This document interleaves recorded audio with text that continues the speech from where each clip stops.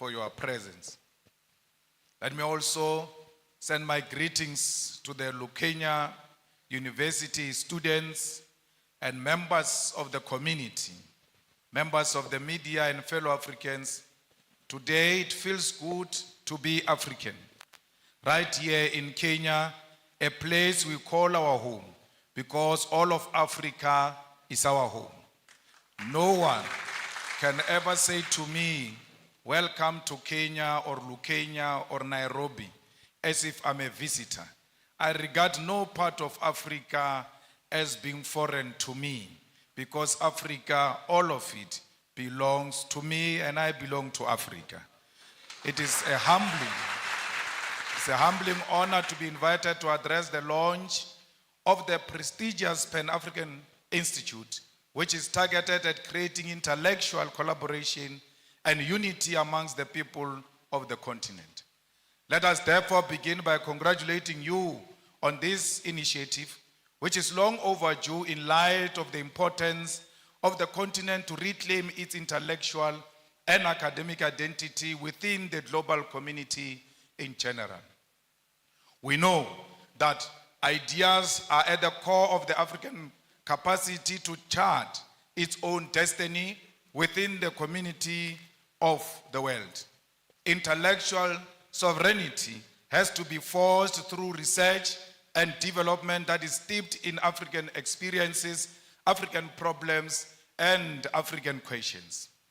The economics of the African Academy have been part of the modalities of the broad draining of our resources. Because of lack of dedicated funding, many thinkers in the continent are taken in the general brain drain driven by Euro-American institutions. As we have seen over the decades, there is no way Euro-American is going to fund an intellectual project that will see Africa truly become intellectually sovereign. A truly sovereign Africa is a threat to the imperialist establishment that continue to determine the agenda and control of our resources. It is also inspiring to see that our esteemed Prof. Lumumba and those who are joining him in this initiative have chosen our continent, and Kenya in particular, to establish an intellectual research and knowledge institution. Accordingly, our first duty is to call on sons and daughters of the continent, both based here and in the diaspora, to jealously fund this institute and ensure that it create and charts a unique Africa based on an original thought, because we have a duty to chart our own intellectual path. We are also inspired by the fact that the Institute concept of Pan-Africanism include all people of African descent. That is, those in the continent, the Americas, Caribbean islands, Europe, and Asia. This is because wherever they are found, people who look like you and me continue to be treated as an inferior race. When you see a black person, when you see an African person, everywhere else in the continent, in the diaspora, and all over the world, please be kind to African people, for because they are a hated nation. Wherever they are being enslaved, they are being tortured, they are being harassed. No one shows them love. But you, as an African who claim to be a Pan-Africanist, you have a responsibility to show fellow Africans love and care. The violent, genocidal, and catastrophic transatlantic slave trade and colonialism are the historical twin towers that plugged the humanity of Africans into the dark night, which to this day seem to have no end in sight. The image of the African as a black and subhuman was forged through massive and violent enslavement of millions of African people sold in the Americas as properties of white colonial settlers. In the coastal and mainland villages of West Africa, through the gun, the dogs, and the spears, African communities were plundered, captured against their will and chained like animals. At the ports of Ghana, those chained, naked, and malnourished bodies of men, women, and children were scaled, measured, and sold for gold, silver, or livestock. They were put in those gigantic ships that crossed thousands of kilometers of the massive body of violent and cold waters of the Atlantic Ocean. Millions will not survive the dangerous voyages on sea. They will die of disease, starvation, or pure mental illness. Many will be offloaded alive, thrown into the deep waters to ease navigation during the storms of the violent seas. It is on those cold Atlantic Ocean's waters, deep in the bottom of the ocean, that many carcasses of African people, their bones lay rotten in chains and swallowed by the sea. Those who survived and on arrival in the Americas were forced to work in the different plantations of white men. From the voyage ships to the plantation, the image of an inferior African was being constructed through brutal force. Then began the violent colonial conquest for settlement aimed at our natural resources that defined our native continent. The white man sought to rule Africa and here designed a system of racial segregation, racial humiliation, racial abuse that lasted for many centuries. The colony and the plantation, with the voyage slave ships in the middle, were the perfect technologies of recreating the African into a subservient being whose only survival in the modern world must always be through wide tutelage, supervision, and approval. The transatlantic slave trade, colonial conquest, and colonial rule are responsible for the zombification of the African soul and its intellectual damnification and the psychotic condition where Africa and its people cannot handle their affairs without white supervision. As both an intellectual project and a program of revolutionary change, Pan-Africanism is first the recognition of this terrible history, which by all definition remains a world history that has cast the African into a global identity of inferiority amongst people of the world. Pan-Africanism is never forgotten noise of the painful cries of those captured slaves whose black bodies were swallowed by the Atlantic Ocean from the slave ships. It is the agonizing cry from the brutal violence suffered by the black slaves in the sugar, cotton, and corn plantations from Georgia to Sao Paulo. Pan-Africanism is also the resounding victory from the theater of the Haitian Revolution from 1781 to 1804, led by the greatest descendant of our continent, Toussaint Louverture. Together with his patrons, they bravely led the first and only successful slave revolution in human history, defeating a combined European force commanded by a France Napoleon Bonaparte.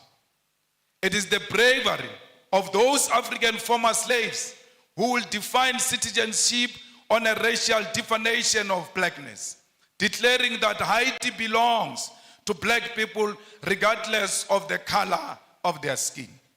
Pan-Africanism is also the anger emanating from the countless defeats suffered by the patriots, the brave soldiers like those of Mau Mau and Bambata rebellion, defeated at the hands of the brutal British colonial forces.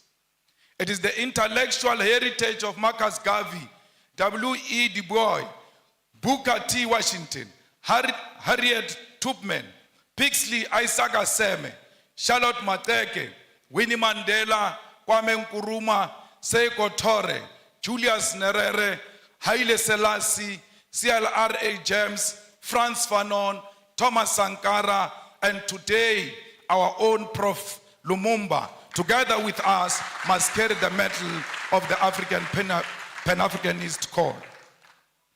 Pan-Africanism is a set of ideas written in chains with blood, spear, and the unforgiving guns of the sons and daughters from the Algerian Revolution to the Battle of Kutoko-Naval. It is the one-party state of Africa as a whole, as professed by Marcus Garvey. It is Ami Caesarius' negritude, Kwame Nkrumah's African socialism, Steve Biko's black consciousness, Julius Nyerere, Ujamaa. It is also Mbeki's African Renaissance, all based on forging a unity of African people who are formed by the same history and must seek after common destiny.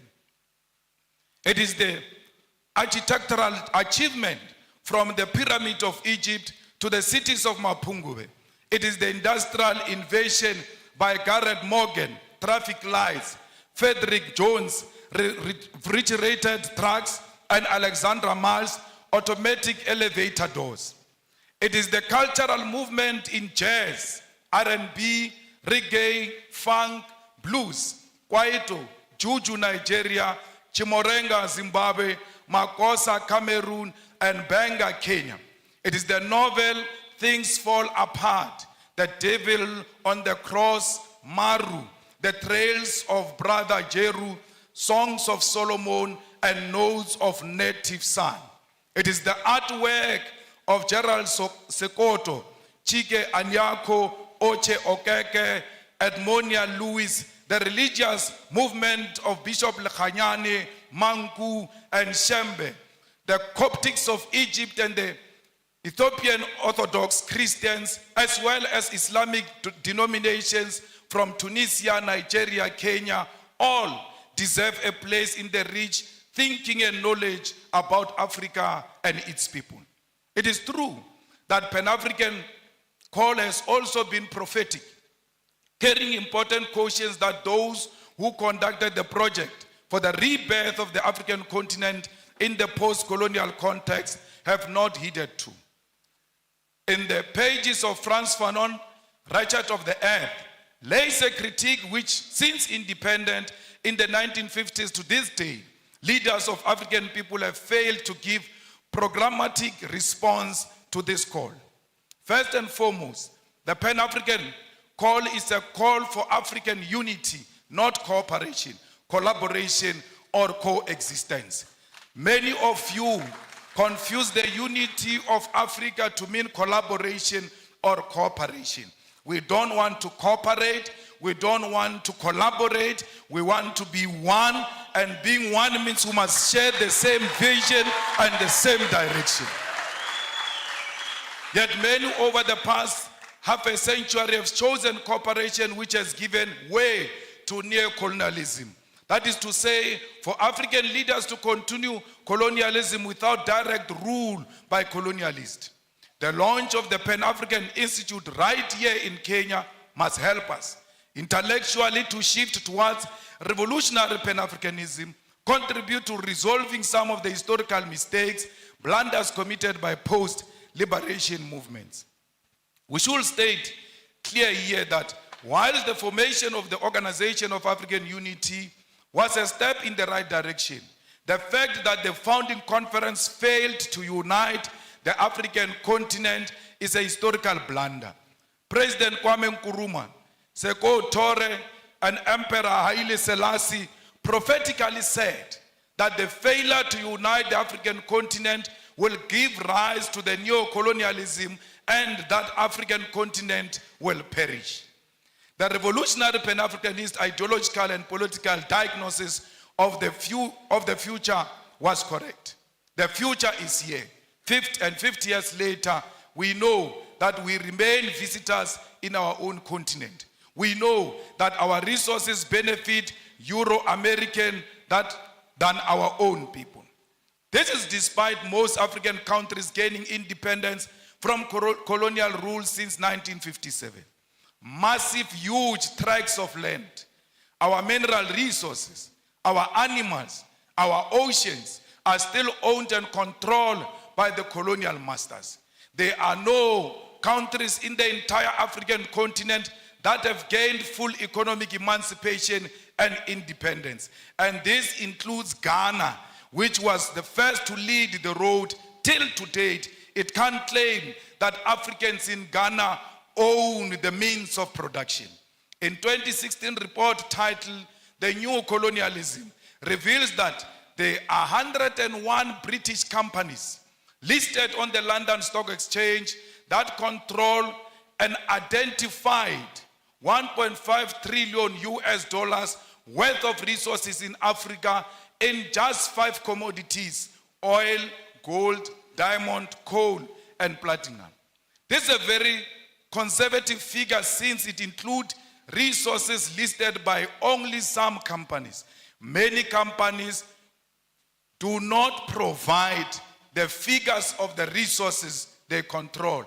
And majority of these companies that do not tell us what they control and what they own in Africa are found in DRC, because they are the ones who fuel the divisions in DRC. They are the ones who fuel the fight in DRC, and they are stealing the resources of DRC because they know there is no proper accountability for such resources. The War on Want report on neocolonialism further illustrates that the fact that these 101 companies control and own the following key resources on our continent: 6.6 billion barrels of oil, currently worth 276 billion US dollars. They control 79.5 million ounces of gold, worth 119 billion US dollars. They control 699.3 million carats of diamonds, worth 134 billion of US dollars. 3.6 billion tons of coal, worth 216 billion US dollars. 287 million ounces of platinum, worth 305 billion US dollars. These are the numbers that reflect British neocolonialism in the African continent. I've not spoken about what French companies are doing. The Portuguese continue to play a significant role in the economy of Mozambique and Angola. The French continue to micromanage all the countries that were their colonies, except the recent liberated zones of Mali and Burkina Faso. Comrades, the French are brutal, to a point that post-colonialism, they still make certain African countries to pay colonial tax to France. The French are brutal because some of their former colonies, their reserve banks are still in France. They are not in control of their own economy, yet they claim to have an independence. We, as progressive Pan-Africanists, must fully associate with and support all revolutionary actions of fighters who are removing puppets of French imperialism from political office and power. Not all these actions are revolutionary, because we must be careful of French-sponsored coups in Africa, where we think there is a revolution taking place in Guinea-Conakry, only to find that there is a French puppet who seeks to replace those who were there before. There is nothing revolutionary about the Guinea-Conakry coup.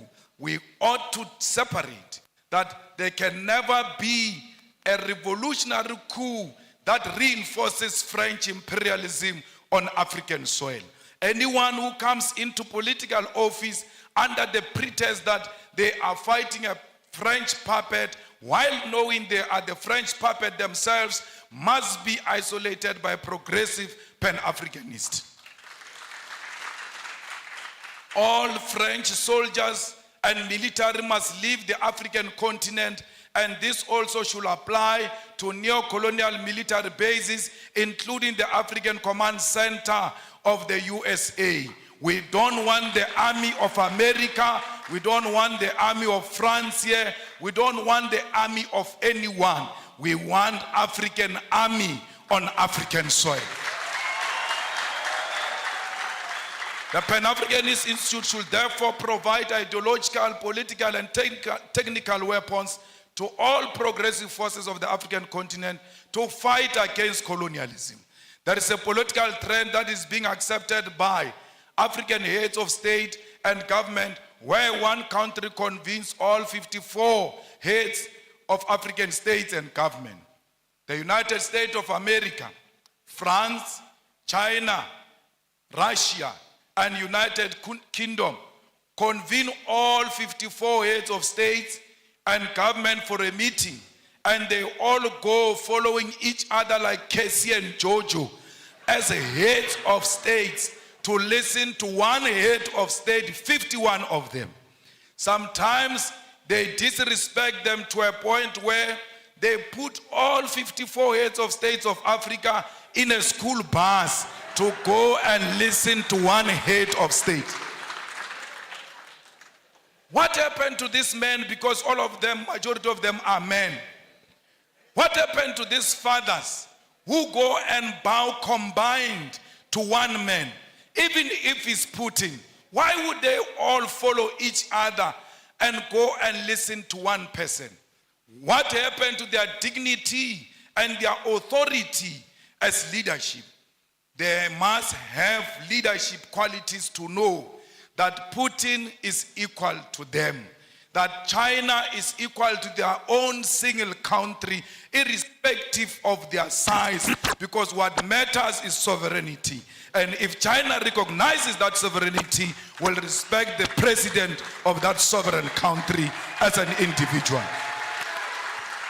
Comrade, Kwame Nkrumah noticed this when he said that neocolonialism also means the following: breaking up former large united colonial territories into a number of small non-viable states incapable of independent development. An external directed economic system and political policy, the state being obligated to take the manufactured products of the imperialist power to the exclusion of competing products from elsewhere.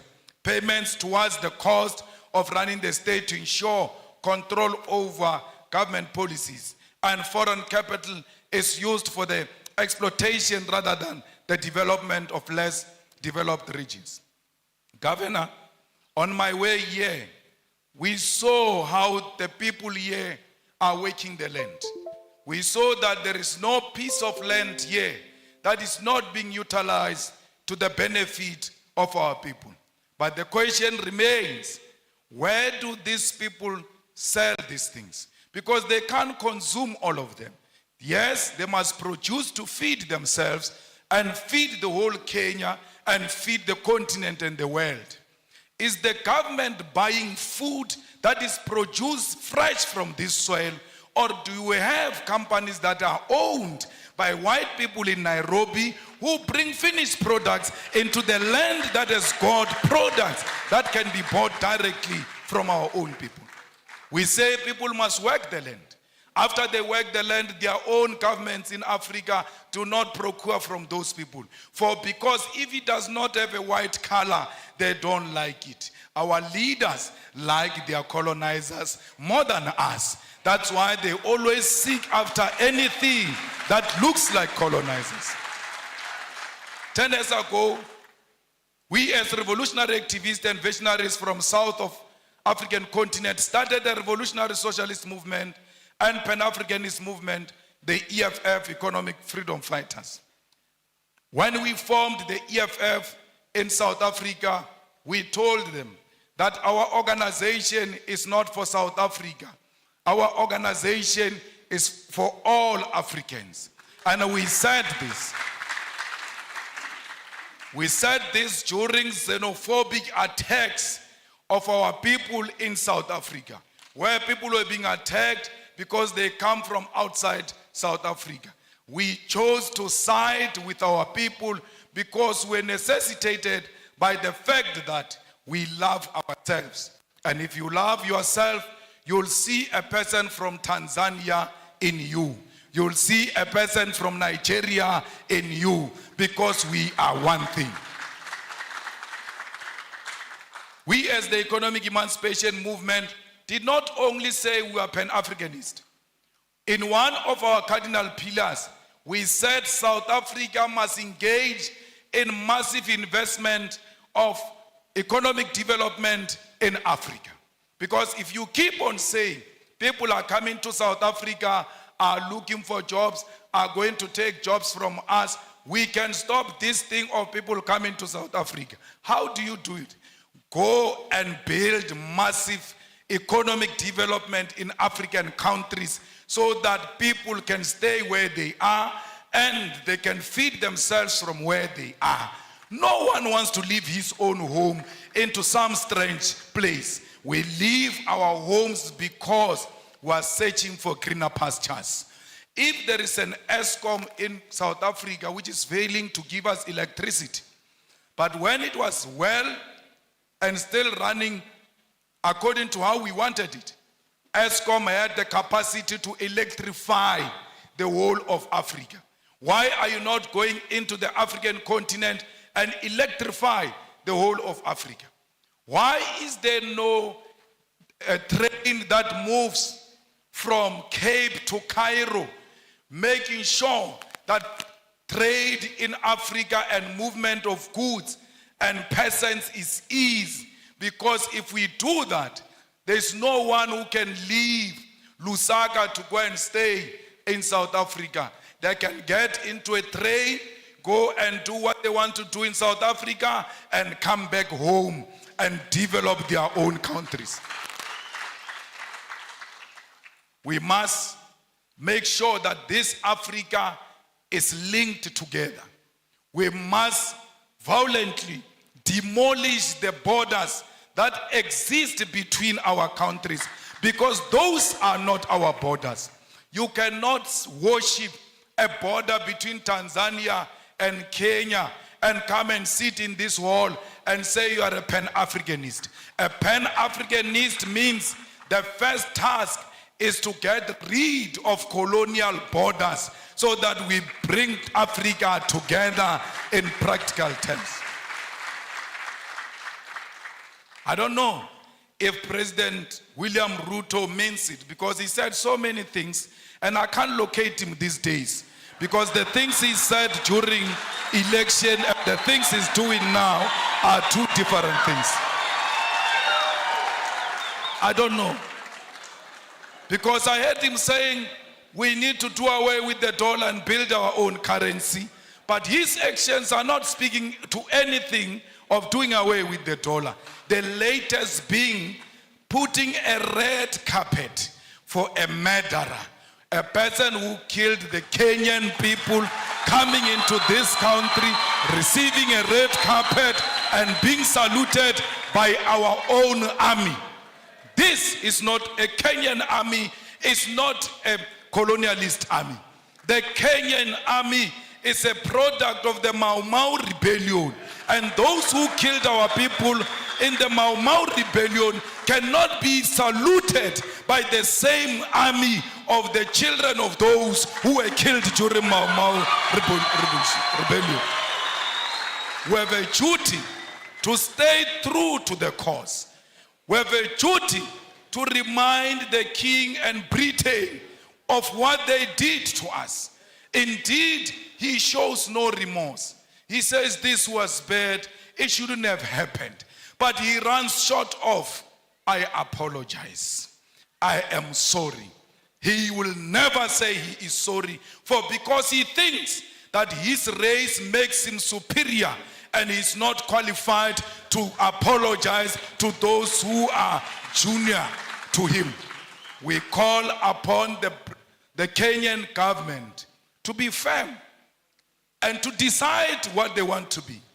Do they want to be Pan-Africanist, or do they want to be proponents of neo-colonialism? You can't have it both. Only one call must be made, and that call is of Pan-Africanism. It's not easy being a Pan-Africanist, for because the mindset of our people is so colonized, they are going to isolate you. They are going to look at you as if you are a mad person. They are going to look at you as if you are unreasonable. But it is a cause worth pursuing, because of the generation that came before us. We don't want visas. We want one currency for Africa. Because our currency can be more powerful than the pound and the dollar combined. Because London has got the biggest storage of gold, yet they don't have a single smallest mine of gold. Their economy is based on our minerals. And if we safeguard our minerals and protect them and say out of these minerals, we are producing a currency that is going to compete internationally, we stand a good chance. We need African Central Bank. We need African Monetary Zone. We need African military combat, because these pockets of wars that are happening in Africa are not of our own making. They are sponsored wars so that those who continue to steal our resources can do so uninterrupted as we fight ourselves, amongst ourselves. So we need a military, a common defense system, the African High Command that will ensure the stability and security of Africa. We equally need a binding African court to deal with dictators who only exist in Africa to feed their friends and families. Those people must be prosecuted the African way, because ISIS is not meant to fight any crime, it's meant to pursue political fights. That's why ISIS will not declare a warrant of arrest against Netanyahu, but can declare a warrant of arrest against Putin, who has not bombed a hospital, who has not bombed a refugee camp, who has not declared a war on a certain ethnic group. We as Revolutionary Economic Emancipation Movement also associate with what Guinea's president Sekou Touré said in 1963. He said, above all, we must avoid the pitfalls of tribalism. There is tribalism taking place in DRC. All our leaders have taken a platform to support or to be against this one or that one. They've spoken on Palestine. They've spoken on the war between Russia and Ukraine. But I'm still to hear the stand of President William Ruto about the ongoing war that is not covered by anyone in DRC, where people are fighting over territorial expansion and plunder of resources, and blacks are killing other black people. And we pretend that we don't see. It's important as leaders of states and governments to always condemn violence and war, especially if it's barbaric and informed by tribalism and unjustifiable territorial expansions. Before you can speak about other countries, charity begins at home. Let there be peace in DRC.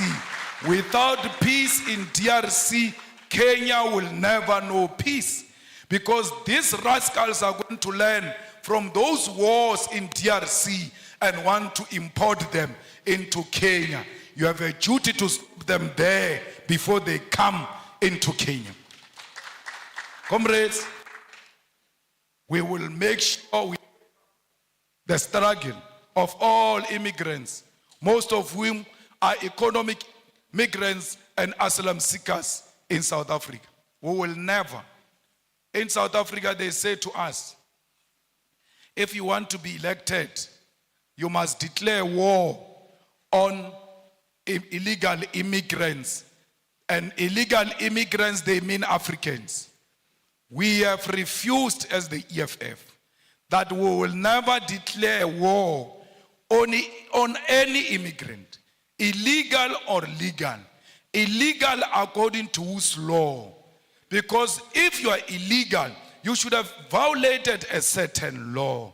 Which African law did these people violate when they came to this side of Africa? Because they are still in the same territory of Africa. They are at home when they are in South Africa. We wish to tell them we're going to elections next year in South Africa. We wish to reiterate that, and we tell them all the time, if they want to elect us on the basis of xenophobia, they can keep their votes. We are not disparate for votes. We are disparate for the unity of Africa, and that's what we want to achieve in our lifetime. Remove the visas as an immediate step, and I heard Kenya is going to do that by December.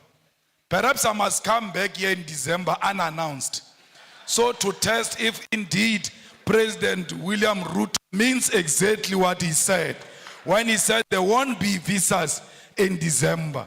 Maybe I must sneak in and test without applying for any visa and just give them the South African passport and say I'm coming home.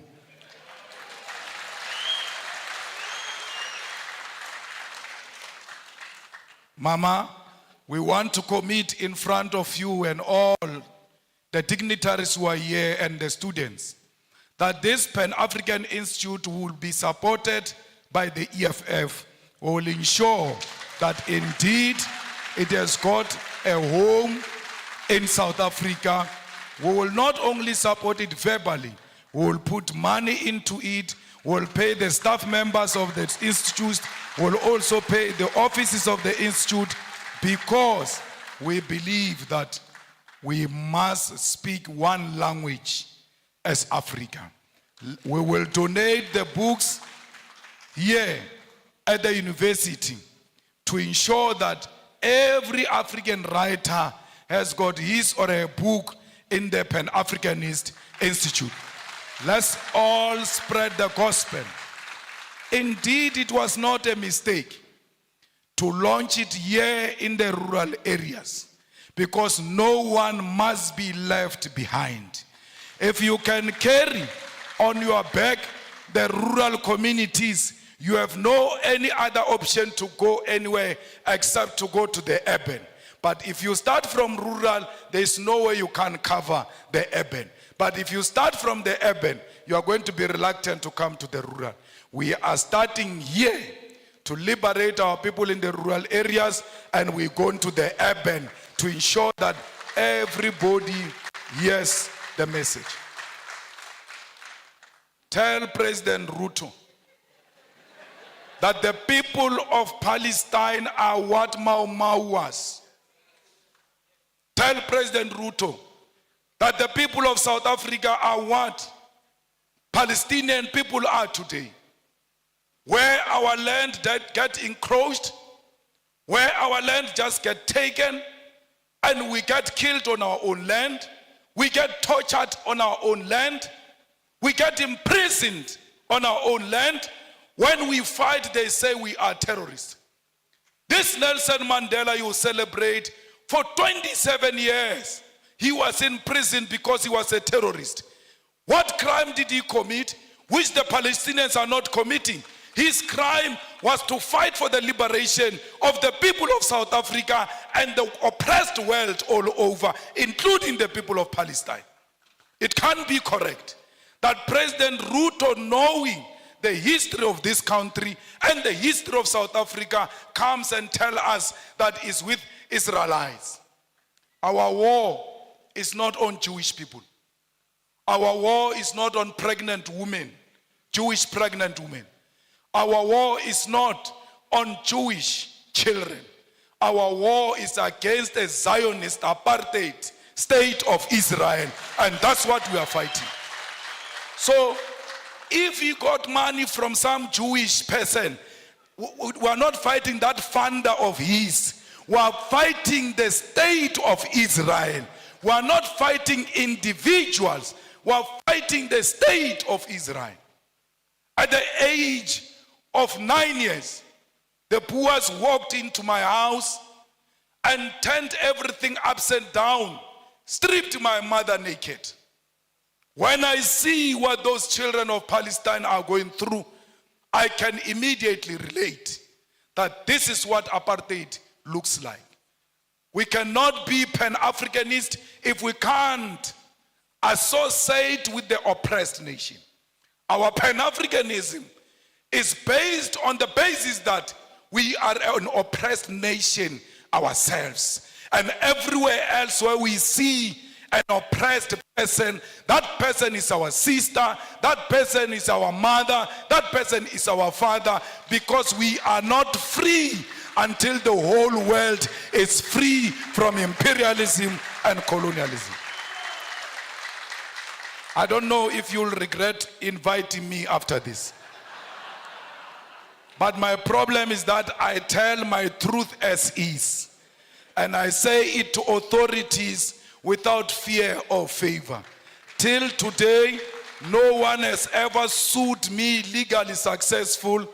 Till today, no one has imprisoned me, because you can't imprison or sue the truth.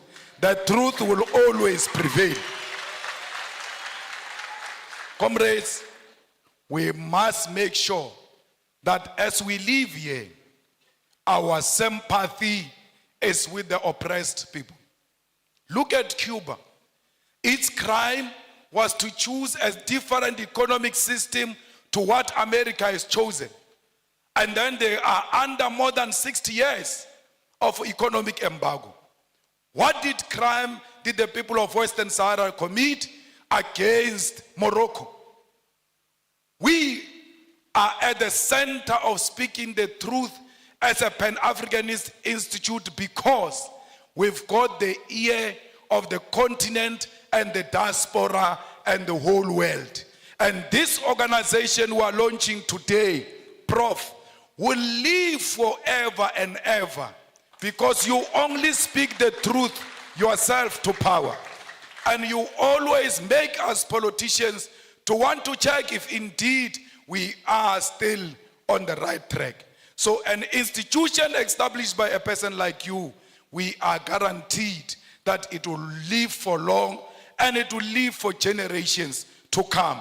That's why we are proud to be here. I was not brought by a plane here. I was not brought by a car here. I was driven by the spirits of those people who were dumped in the oceans. And when they were dumping them in the oceans, their cries are still crying loud till today. They did not dump them in the ocean only. They dumped them chained on their hands and their feet, and they could not fight. When the sharks were eating them in those oceans, they could not fight. Even if you know that today I'm going to die, but it is always good to die fighting. That you must hold the shark even when you know it's going to swallow me. I must die fighting. Those people who died in the ocean said to me, you ought to arrive there. Because what you guys are going to start there is that which is going to seek reparations for us.